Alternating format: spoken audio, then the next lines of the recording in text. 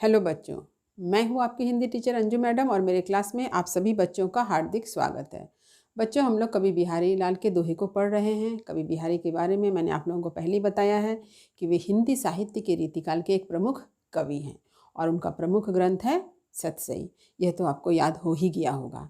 सतसई में 700 दोहों का संग्रह माना जाता है, यानी लगभग 700 दोहों का इसमें संग्रह है, यानी 700 से कुछ दोहे ज़्यादा भी हो सकते हैं। इनके दोहे के बारे में यह सर्वप्रसिद्ध है कि सतसैया के दोहरे जो नाविक के तीर देखन में चोटन लगे घाव करे गंभीर, यानी इनके दोहे का प्रभाव पाठकों के हृदय में अचूक पड़ता है। इसके साथ ही साथ कम शब्दों में अधिक अर्थों के कथन से इनके दोहे को गागर में सागर भी कहा जाता है। तो चलिए ऐसे ही एक दोहे को आज हम लोग पढ़ेंगे। तो सबसे पहले मैं दोहा पढ़कर सुनाती हूँ। स्वार्थ सुकृत न श्रम वृथा देखो विहंग विचारी, बाज पराये पानी परी तू पंछी ही न मारी। तो पहले कठिन शब्द के अर्थ को देख ले, फिर मैं इसकी व्याख्या करूंगी। देखिए कठिन शब्दों के अर्थ। स्वार्थ यानी स्वार्थ, सुकृत यानी पुण्य कर्म, श्रम मतलब परिश्रम मेहनत, वृथा यानी व्यर्थ बेकार, विहंग कहा जाता है पक्षी को, विचारी यानी सोचना विचारना, बाज क्या एक पक्षी है, पराए यानी दूसरा, पानी यानी हाथ, परी मने पर या बैठकर, पंछी ही यानी पंछियों को। तो अब चलिए मैं इसकी व्याख्या करती हूँ। तो सबसे पहले इस दोहे का प्रसंग समझ लें। कवि बिहारी ने इस दोहे के माध्यम से हम लोगों को यह समझाया है, यह संदेश दिया है कि कभी भी अपनी स्वजाति को मारना नहीं चाहिए। स्वजाति की हत्या करना पाप है। तो ये कैसे पाप है और किस उदाहरण से उन्होंने समझाया है, अब देखते हैं। देखिए, स्वार्थ सुकृत न श्रम वृथा देखो विहंग विचारी। कवि ने यहाँ पर बतलाया है कि जो लोग स्वार्थ से पूर्ण कार्य करते हैं, जो स्वार्थी होते हैं, उनकी मेहनत बेकार होती है। स्वार्थ सुकृत, सुकृत यानी पुण्य कर्म, यानी स्वार्थ अगर आप करते हैं, यानी स्वार्थ के वशीभूत होकर कोई कार्य करते हैं तो आपको सुकृति नहीं मिलती है, उसका पुण्य आपको नहीं मिलता है। श्रम वृथा यानी आपकी सारी मेहनत बेकार हो जाती है। यानी स्वार्थ के वशीभूत होकर यदि आप कोई कार्य करते हैं, कोई मेहनत करते हैं, परिश्रम करते हैं, तो वो परिश्रम व्यर्थ जाता है और आपको कभी पुण्य भी नहीं मिलता है। देखो विहंग विचारी, तो आप किसे देखकर विचार कीजिएंगे? इसे पक्षियों को देखकर विचार कीजिए, पक्षी को देखकर विचार कीजिए। तो किस पक्षी के बारे में कहा जा रहा है? बाज पक्षी के बारे में कहा जाता है। बाज पराये पानी परी तू, बाज पक्षी क्या करता है? वह पक्षी को ही मारता है। तो कवि बताते हैं कि बाज पक्षी जो है वो क्या करता है? अपनी ही जाति यानी पक्षी का ही शिकार करता है। तो इससे बाज पक्षी की प्रशंसा नहीं होती है, उसका सारा जो परिश्रम है वो व्यर्थ ही है, क्योंकि वह अपने ही बंधु बांधव की हत्या कर रहा है।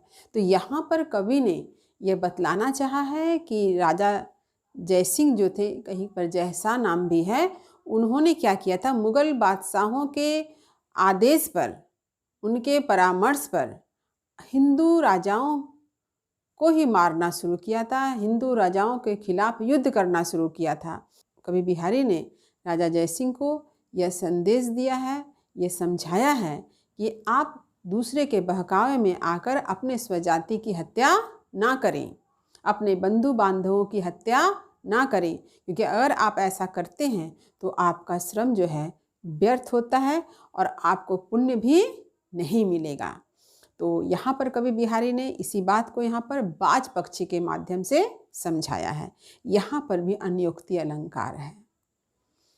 तो स्वार्थ सुकृत न श्रम वृथा देखो विहंग विचारी। तो एक बार फिर से देख लीजिए कि स्वार्थ सुकृत न श्रम वृथा, यानी स्वार्थ के वशीभूत होकर आप काम करते हैं तो वह पुण्य नहीं मिलता है और आपका परिश्रम भी वृथा हो जाता है, बेकार हो जाता है। और इसे आप किसको देखकर विचार करेंगे? पक्षी को देखकर विचार कीजिए। किस पक्षी को? बाज पक्षी, जो पराई यानी दूसरों के कहने पर, ये दूसरा कौन हो सकता है? शिकारी हो सकता है। क्या करते हैं? पक्षियों की हत्या करता है, अपने ही स्वजाति की हत्या करता है, उसे ही मारता है। तो ऐसा आप ना करें। तो किसे कहा जा रहा है ऐसा आप ना करें? यानी राजा जयसिंह को कहा जा रहा है कि आप ऐसा ना करें, आप अपने स्वजाति की हत्या ना करें, उनके खिलाफ युद्ध ना करें। तो अब चलिए विशेष बतलाती हूँ। पहला देखिए विशेष, पहला, यह कवि बिहारी का नीतिपरक दोहा है। दूसरा, इस दोहे में कवि ने यह समझाया है कि दूसरों के बहकावे में आकर स्वजाति की हत्या करना पाप है, अतः ऐसा कभी ना करें। तीसरा है, यह एक दोहा छंद है। इसके 4 चरण में, प्रथम व तृतीय चरण में 13-13 मात्रा तथा द्वितीय व चतुर्थ चरण में 11-11 मात्रा होती है। चौथा देखिए, यहाँ पर भी अप्रस्तुत के माध्यम से प्रस्तुत का कथन होने से अनियोक्ति अलंकार है। अनियोक्ति अलंकार किसे कहते हैं? ये मैंने आप लोगों को पहले ही बता दिया है। यहाँ पर कवि हिंदू राजा जयसिंह, कहीं कहीं नाम जयशाह भी है, को यह बात कही है कि जब वे शाहजहाँ या औरंगजेब, कहीं पर आपको शाहजहाँ का नाम मिलेगा, कहीं आपको औरंगजेब का नाम मिलेगा, तो आप सबसे अच्छा कीजिए ये दोनों नाम लिखिए ही मत, आप मुगल बादशाह लिख दीजिए तो आपका सही हो जाएगा। कि ओर से हिंदू राजाओं से युद्ध करते थे, परंतु अनियोक्ति में प्रत्यक्ष रूप से बाज को समझाते हुए कहते हैं कि वे शिकारी के निर्देश पर तुम अपनी ही जाति के बंधु बांधवों की हत्या क्यों कर रहे हो। यानी यहाँ पर राजा जयसिंह को समझाया गया है, किसके माध्यम से? बाज पक्षी के माध्यम से। स्वार्थ सुकृत में सवर्ण तथा पराये पानीपरी में प वर्ण की आवृत्ति से अनुप्रास अलंकार है।